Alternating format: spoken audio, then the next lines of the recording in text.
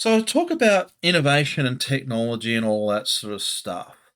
But it's really cool to create new solutions and new ideas and concepts and bring them to life. It's a lot of fun and it can, really help a business grow and transform. But there's a hidden danger that we often don't talk about, and it's called technical debt. Not the financial stuff where you have to go and pay loans back and all that sort of stuff, but it's the debt of lack of knowledge or a system that's so tightly coupled within your organization that it cannot be removed. That to do so is just going to be such a mammoth undertaking that you're better off creating a new business and starting from scratch, right?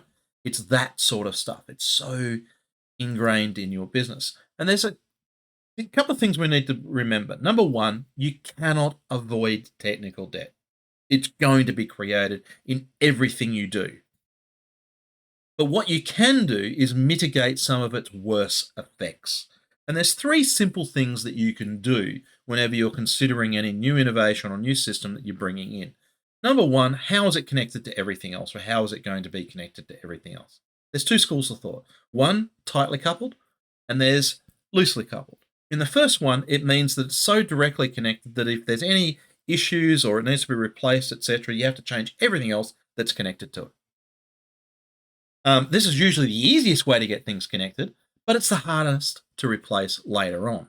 And it also means that if any particular failure happens with that one system, then anything else that's connected to it may also fail. So there's this now cascading effect of failures because everything is connected to everything else. And if one thing goes down, the whole lot stops, right?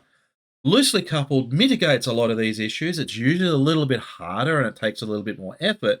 Where if something's not available or it's changed, then we only change the endpoint, the bit where it's flowing in through all the other systems and it gets to this bit.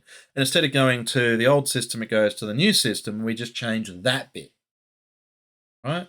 It also means that if it happens to be down or not available for any reason, that any other messages that are coming through will just pile up and pile up and pile up to eventually being released.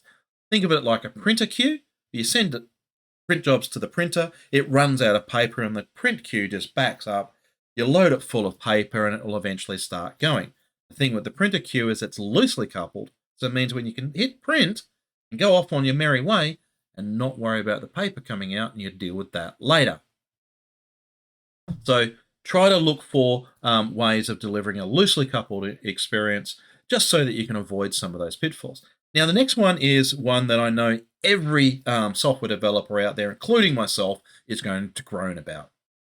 Documentation.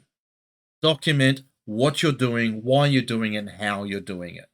It doesn't have to be war and peace formalized stuff. It at least needs to be some breadcrumbs and other information to anyone who's going to come behind you to understand what the hell you were thinking at the time, why you've done things a certain way. It might have been a software limitation. It might have been just the way the business owner wanted it to be delivered. It might be that that was the only way you knew how to do it at the time. So this documentation is also good for you because you come back later, 6 months, maybe a year, look at what you did previously and go, what idiot thought this was a good idea? And then you read a bit further and you realize, oh, that idiot was me. Yes. See this all the time, right? So put something in whatever you're doing so that others have a clue of what you were thinking. So document it. And lastly, you've got to try to think that you may not be the person that's going to manage this thing. So you've come up with this cool idea, brilliant idea, and it's absolutely fantastic. But if someone else who has a clue about that system or that technology or that business or whatever it might be comes along and looks at it and going, I have no idea how any of this stuff works or why the hell you would do it that way, then it's probably a bad idea. Never build something that someone else can't support, right? So there's my 3 top tips, about managing and mitigating some of the worst effects of technical debt. Loosely couple things, so try not to get those direct connections so that it's easier to replace. It's not impossible. Document the hell out of things, and then build things and create things with the idea that someone else is going to maintain it, not you. Hope you find that's useful. Bye for now.